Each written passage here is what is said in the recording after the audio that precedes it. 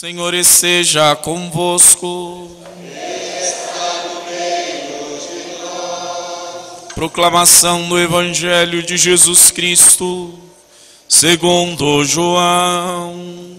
Glória a vós, Senhor.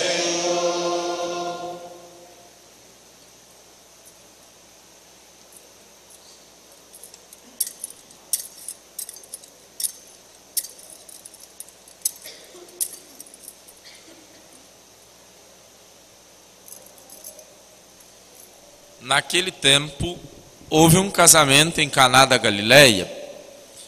A mãe de Jesus estava presente. Também Jesus e seus discípulos tinham sido convidados para o casamento. Como o vinho veio a faltar, a mãe de Jesus lhe disse: eles não têm mais vinho. Jesus respondeu-lhe: mulher, por que diz isso a mim? Minha hora ainda não chegou. Sua mãe disse aos que estavam servindo: fazei o que ele vos disser. Estavam 6 talhas de pedra, colocadas aí para a purificação que os judeus costumam fazer. Em cada uma delas cabiam mais ou menos 100 litros. Jesus disse aos que estavam servindo: enchei as talhas de água. Encheram-nas até a boca. Jesus disse: agora tirai e levai ao mestre-sala. E eles levaram. O mestre-sala experimentou a água que se tinha transformado em vinho. Ele não sabia de onde vinha, mas os que estavam servindo sabiam, pois eram eles que tinham tirado a água.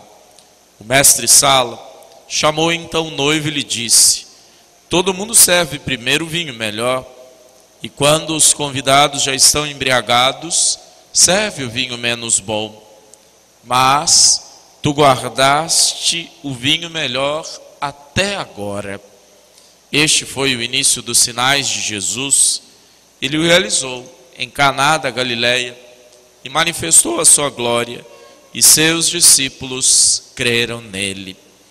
Palavra da salvação. Glória a vós, Senhor. Aleluia, aleluia, aleluia, aleluia, aleluia. Seguiremos na palavra do Senhor. Mãezinha do céu,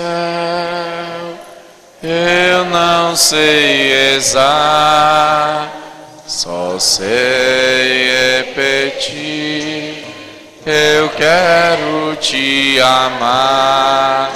Azul é teu manto, branco é teu véu. Mãezinha, eu quero te ver lá no céu.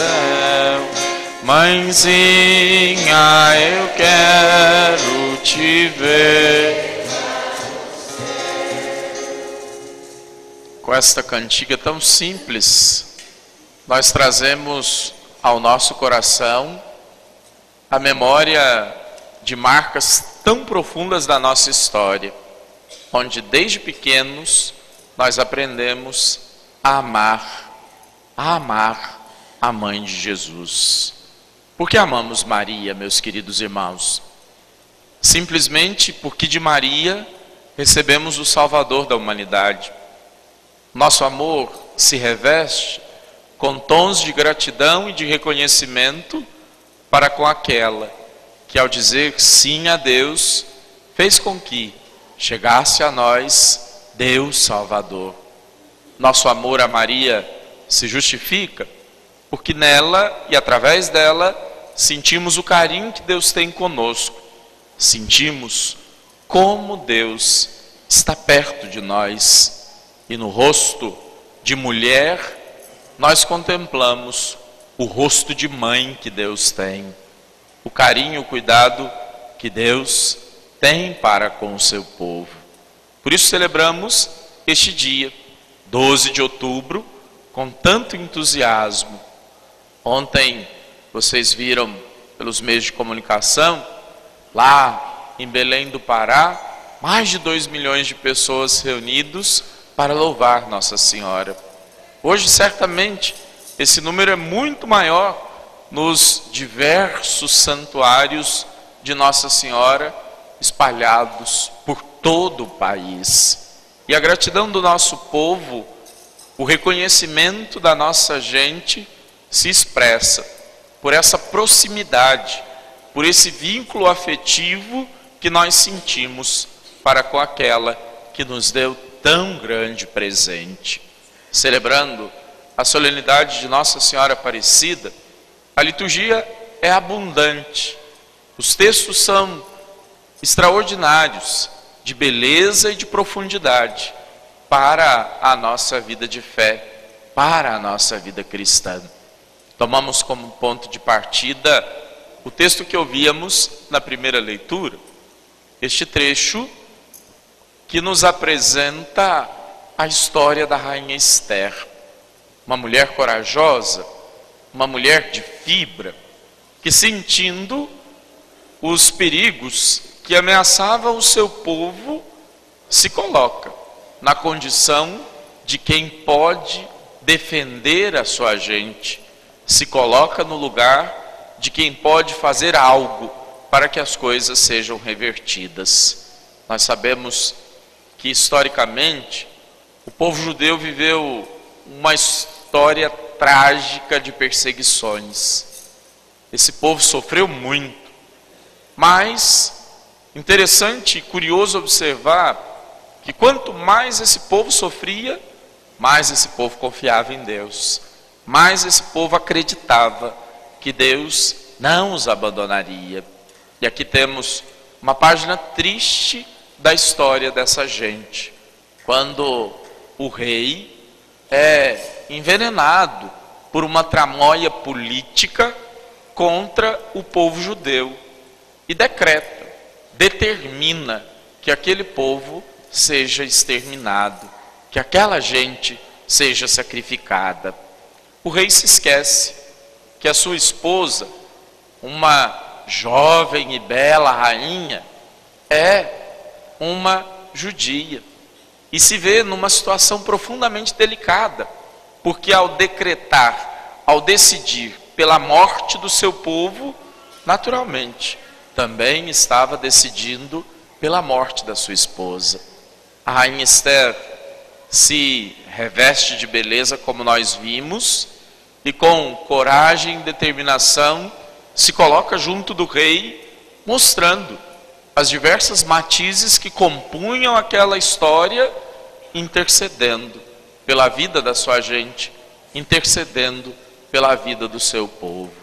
O rei se vê numa situação muito delicada, porque uma vez que o rei dissesse algo, ele não poderia voltar atrás naquilo que ele havia dito. E o rei havia determinado que o povo morresse. E agora, ao se dar conta do que estava acontecendo, o rei se sente profundamente entristecido. E Esther, com a sua ternura, com a sua delicadeza, mas ao mesmo tempo com a sua fé, é quem ajuda o rei a encontrar naquele triste episódio uma saída, onde a vida do povo fosse de fato poupada. Observem, meus queridos, como a atitude dessa mulher é importante nesse momento. Ela percebe que pode fazer alguma coisa. Ela percebe que pode contribuir de alguma forma. Por isso, ela se arrisca e corajosamente ela, junto do rei, pede pela vida do seu povo. Penso, meus queridos, que um dos pecados mais graves que nós trazemos, um dos pecados mais tristes que assolam os nossos tempos, chama-se omissão. Omissão. Quantas coisas a gente percebe que podia ajudar, quantas coisas a gente percebe que devia falar, Quantas coisas a gente percebe que podia fazer, mas acaba por medo, por covardia, por preguiça, por comodismo, se omitindo. E com isso, deixando de contribuir para que o bem aconteça.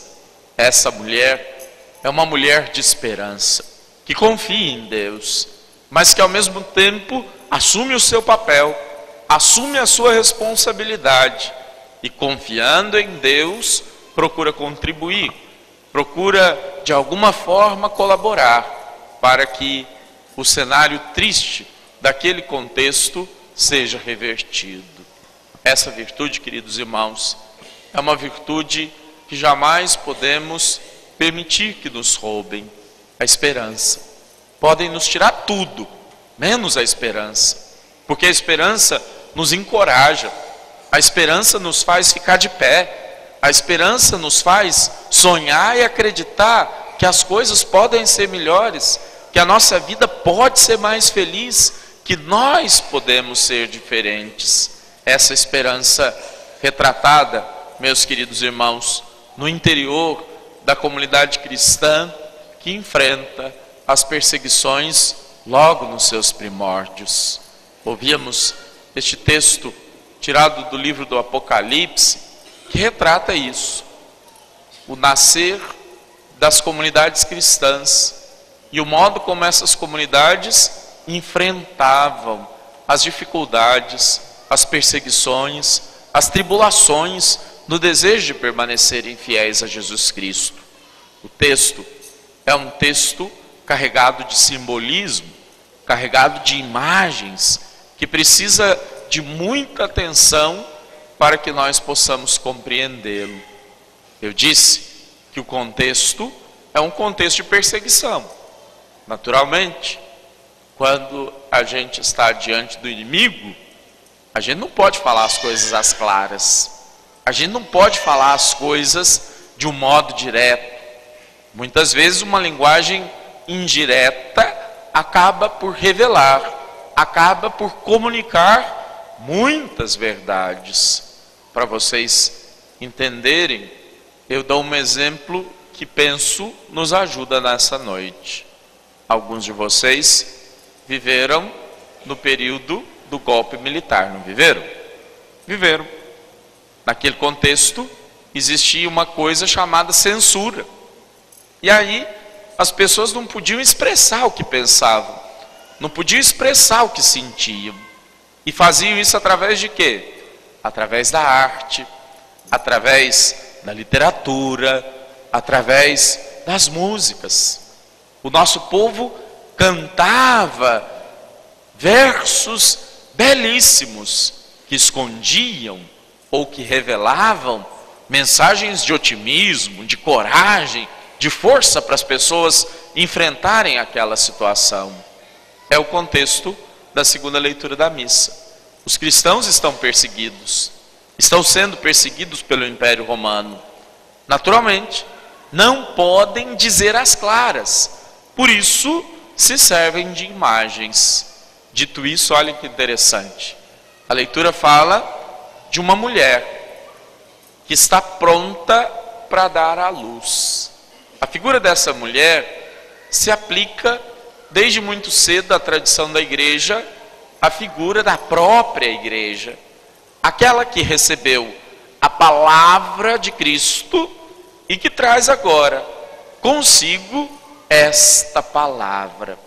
A igreja, a mulher que enfrenta um dragão.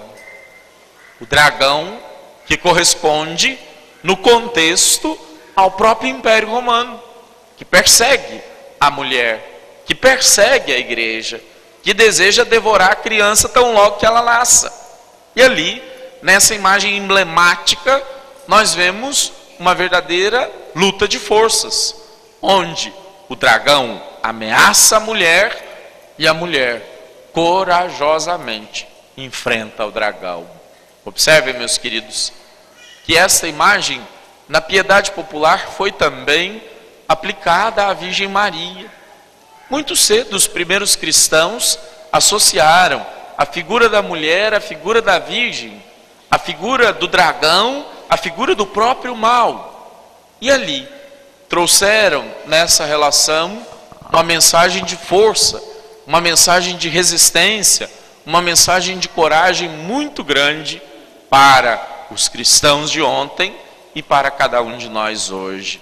Desse modo, a Virgem Maria nos dá o exemplo daquilo que também a igreja nos ensina, de sermos perseverantes nas tribulações da vida, de sermos corajosos para enfrentarmos os dragões que se colocam diante de nós, os dragões que se colocam no nosso caminho, porque conosco trazemos a força de Deus. E é aqui que eu penso, o Evangelho de hoje nos ajuda a refletir de um modo muito bonito. O cenário é uma festa de casamento. Ali nós vemos a presença de Jesus, a presença dos discípulos de Jesus e a presença da mãe de Jesus. O autor do quarto evangelho é muito carregado de simbolismo na sua forma de escrever. E aqui cada palavra ou cada frase quase que nos revela algo importante. A linguagem do casamento é uma linguagem que corresponde à grande e definitiva aliança que Deus quer fazer com o seu povo, que Deus quer fazer com a sua gente. E observe que interessante, na hora da festa falta o vinho, o elemento principal da festa, o elemento que traz alegria, o elemento que expressa a felicidade de todos. E ali, a Virgem Maria, num ato de extrema sensibilidade, se dá conta que o vinho vem a faltar e junto do seu filho intercede em favor dos noivos. Olhem que interessante. Quando Maria diz para Jesus, eles não têm mais vinho, Jesus se dirige a Maria com uma palavra que num primeiro olhar parece dura e pesada. Ele diz assim: mulher, a minha hora ainda não chegou. Eu disse que o evangelho é carregado de significado. Quando Jesus aqui diz mulher, Jesus, na perspectiva de João, está recuperando a imagem da primeira mulher, aquela que pela experiência do pecado fracassou, mostrando na figura da Virgem a expressão da aliança que é reconstruída. Se através de Eva nós conhecemos o pecado, através de Maria nós conhecemos a salvação. Quando Jesus diz, a minha hora ainda não chegou, nós temos uma expressão muito bonita. Porque a hora de Jesus qual é? Por que Jesus veio a esse mundo? Jesus veio para a cruz. Jesus veio para manifestar-nos o poder salvador de Deus. E a hora de Jesus é, portanto, a hora do Calvário. Lá no Calvário, definitivamente, ele sela essa aliança de amizade, de amor entre Deus e os homens. Naquele contexto, Jesus dá um sinal do que vai acontecer, um sinal do que a cruz vai realizar. E observem que interessante, diante de Jesus apresentam 6 talhas de pedra carregadas de água. Vocês sabem que na Bíblia o número 7 é o número da perfeição. 7 é um número perfeito. 3, o número da Trindade. 4, o número dos elementos. 3 mais 4, 7. Aqui está a perfeição de tudo que existe na terra e de tudo que existe no céu. Logo, se tem 6, significa que não está perfeito, que não está completo, que é imperfeito, portanto. Trata-se da nossa condição humana. Trata-se da nossa condição frágil e pecadora. Apresentada a Jesus é agora. Transformada por Jesus é agora. Transfigurada por Jesus numa nova realidade. Todos se surpreendem, porque o vinho experimentado a partir daquela água que foi transformada em vinho tem um sabor diferenciado, tem um sabor nunca antes experimentado. Mestre Sala até questiona. Engraçado esse negócio. Todo mundo serve primeiro o vinho mais caro, o vinho melhor. Quando os convidados já estão embriagados, eles tacam vinho chapinha no povo, que é mais barato. Agora, você guardou o vinho mais gostoso até agora. O vinho melhor ficou para o final. E ali, nessa observação, nós percebemos, queridos irmãos, o que é a nossa vida, ou o que pode ser a nossa vida a partir da experiência de Deus.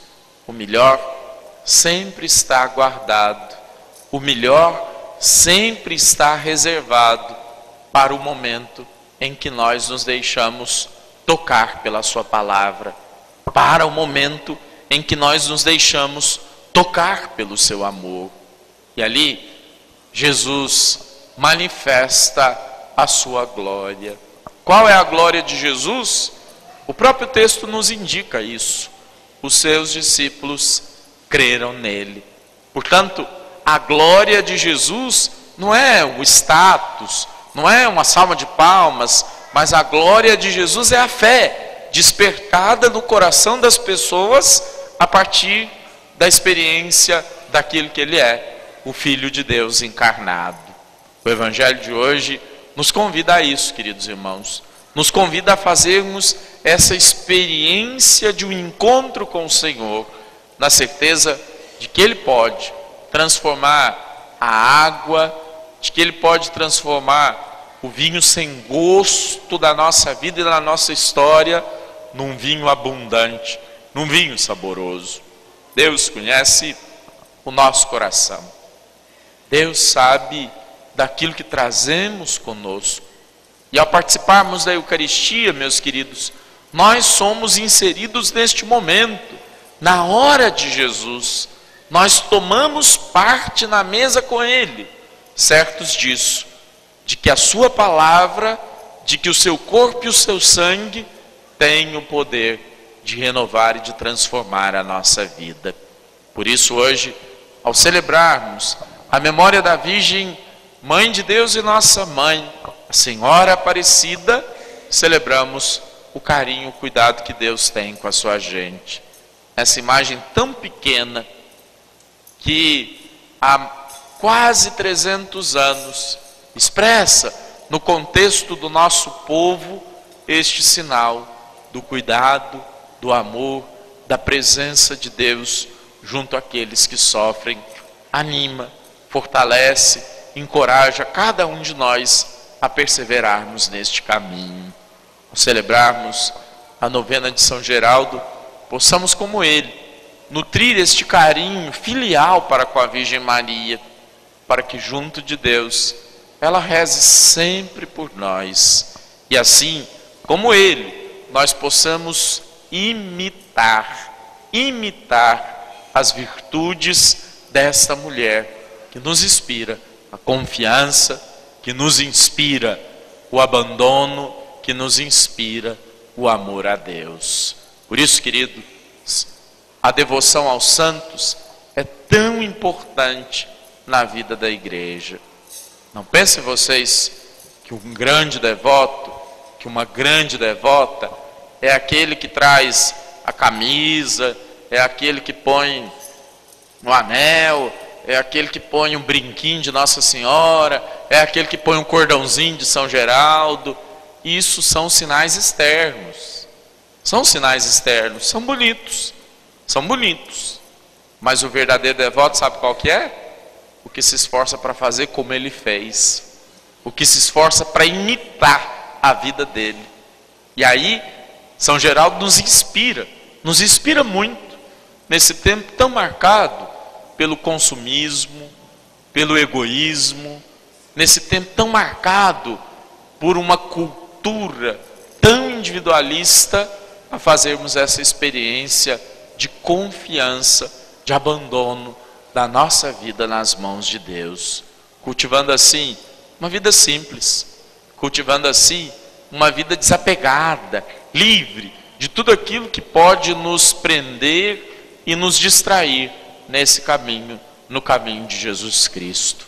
São Geraldo se inspirou e muito no amor que a Virgem Maria tinha para com seu filho, que como ele, nós possamos amar Nossa Senhora e buscar nela esta intercessão, essa oração carinhosa junto de Deus por cada um de nós. Que Deus nos ajude, irmãos e irmãs, a sermos corajosos, como a rainha Esther, a sermos perseverantes, como os primeiros cristãos, para que assim, na nossa vida também, se realize essa grande transformação e o vinho novo possa contagiar, possa inebriar a todos aqueles que convivem conosco, e todos pelos quais se encontrarem conosco, com os quais se encontrarem conosco ao longo do caminho, possam testemunhar a alegria do Cristo que brota do coração de cada um de nós. Amém.